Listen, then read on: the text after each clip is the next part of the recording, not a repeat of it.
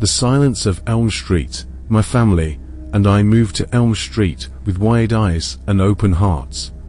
The quaint houses and friendly faces were a welcome change from the city's chaos. Our next-door neighbor, Mr. Crowley, was an enigma. Gaunt features and eyes that held a permanent darkness were his signature look. He never spoke, only watched, an unsettling presence behind his dusty window. The first oddity came with the stray cats. Every morning, a dozen or so would gather outside our back door, all with a single, raw wound on their bellies. We called animal control, but the next day, the same scene. It felt like a silent message from Mr. Crowley, a dark warning we couldn't decipher. Then, the whispers started. The old lady down the street mentioned a fire years ago, a blaze that took Mr. Crowley's wife and young daughter.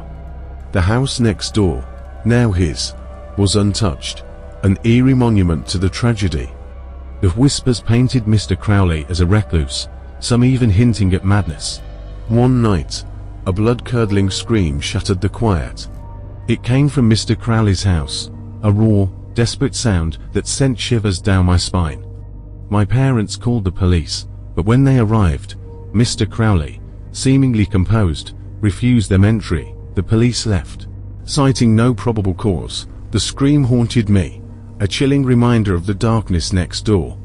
Days turned into weeks, the silence heavy with dread. One evening, while helping my dad in the garage, a sickening smell hit us. It smelled like burnt flesh. We traced it to a boarded-up section of Mr. Crowley's basement, a place no one had seen open. Terror prickled my skin. My dad, a war veteran, decided to confront Mr. Crowley. My mom and I watched from the window as my dad approached the house. Mr. Crowley answered, his face a mask of anger and pain. They spoke in hushed tones, and then, my dad stumbled back, a look of pure horror on his face. He raced inside, murmuring about calling the authorities again. But before he could, a blood-curdling shriek tore through the air. We rushed outside to find Mr. Crowley dragging my dad towards the boarded-up basement. Panic surged through me. I grabbed a baseball bat from the garage and charged. Mr. Crowley, surprised, momentarily released my dad.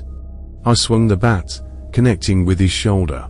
He roared in pain, but his grip on my dad tightened. Suddenly, the basement door creaked open. A ghastly stench rolled out, and in the dim light, I saw cages.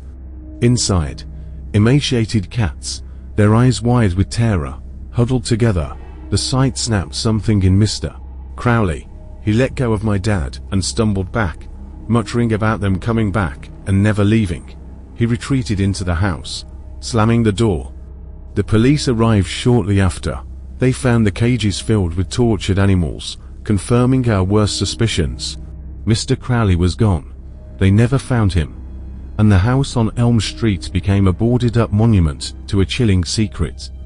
We moved away soon after, the screams and the stench forever etched in our memories. Elm Street, once a haven, became a symbol of the darkness that can lurk behind the most ordinary facades. The silence of Mr. Crowley still haunts me, a reminder of the horror that can dwell right next door.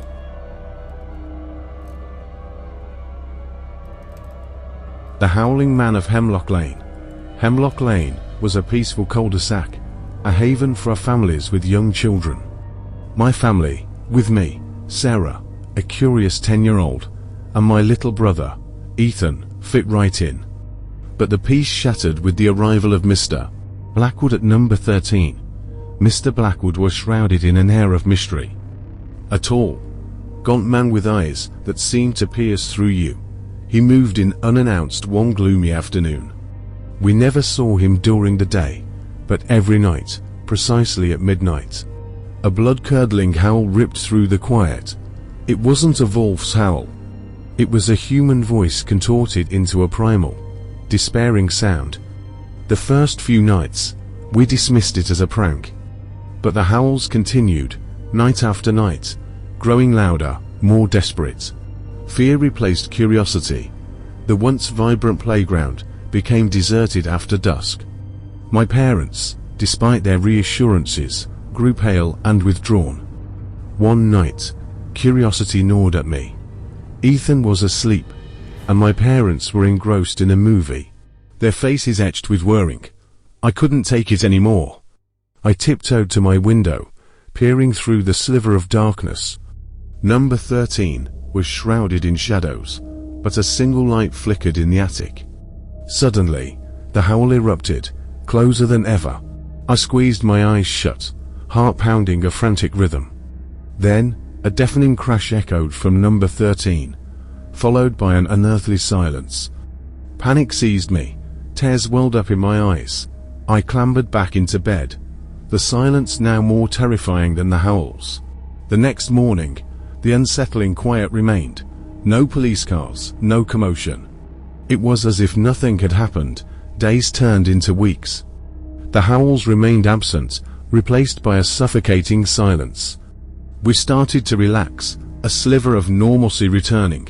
Then, one afternoon, playing hide and seek with Ethan, I ventured into the woods behind our house, a place forbidden by my parents. Deep in the woods, nestled amongst the towering pines, I stumbled upon a dilapidated shack. A shiver ran down my spine. Curiosity again took hold. I peeked through a broken window. Inside, the air hung heavy with the stench of decay. Moonlight illuminated a makeshift cage, its bars twisted and broken. Then, I saw him, Mr. Blackwood, huddled in a corner, his once proud figure reduced to a skeletal frame. His eyes, devoid of hope, met mine. A choked sob escaped his lips, followed by a low, mournful whine. It wasn't a human howl anymore.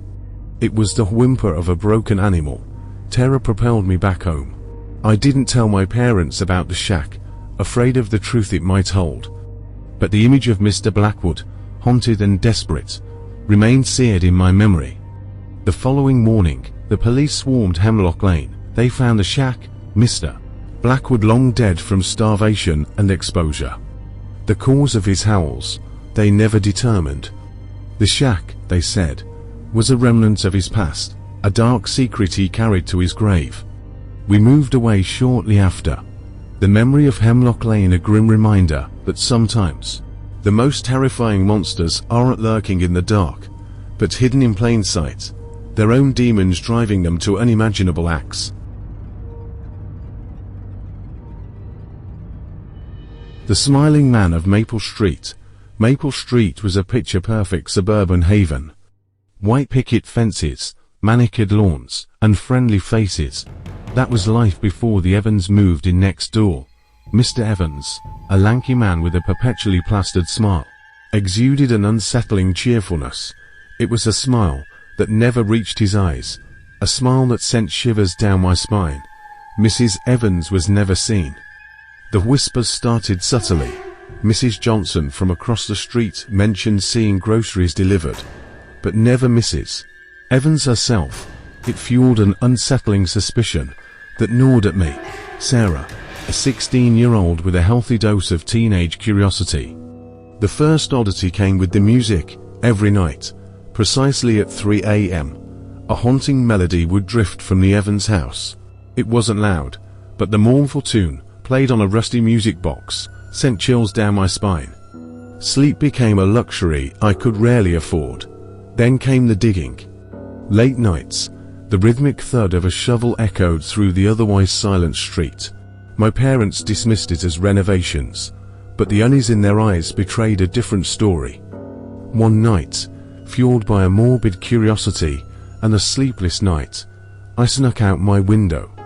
The moon cast long, eerie shadows, peering through a gap in the Evans fence. I saw Mr. Evans digging in their backyard, his smile grotesque in the moonlight. Panic surged through me, and I stumbled back, knocking over a flower pot. Mr. Evans froze, his smile faltering for the first time. His eyes, cold and calculating, met mine. A primal fear gripped me. He started walking towards the fence, his smile slowly returning. I sprinted back to my house, heart hammering in my chest. The next morning, the hole in the backyard was filled in. No trace of the previous night's events. It was as if I dreamt it, but the fear lingered. Then, the music stopped, An unsettling silence replaced the mournful melody. It felt worse somehow. Days turned into weeks, the silence heavy with dread. One afternoon, while walking home from school, I saw a police car parked outside the Evans house. My breath caught in my throat. A swarm of officers were emerging from the house, faces grim. My legs carried me home, propelled by morbid curiosity. Later, news reports confirmed my worst fear. Mrs. Evans was missing, presumed dead. The police found a hidden room in the basement, soundproofed and bare with a single, rusty music box sitting on the floor.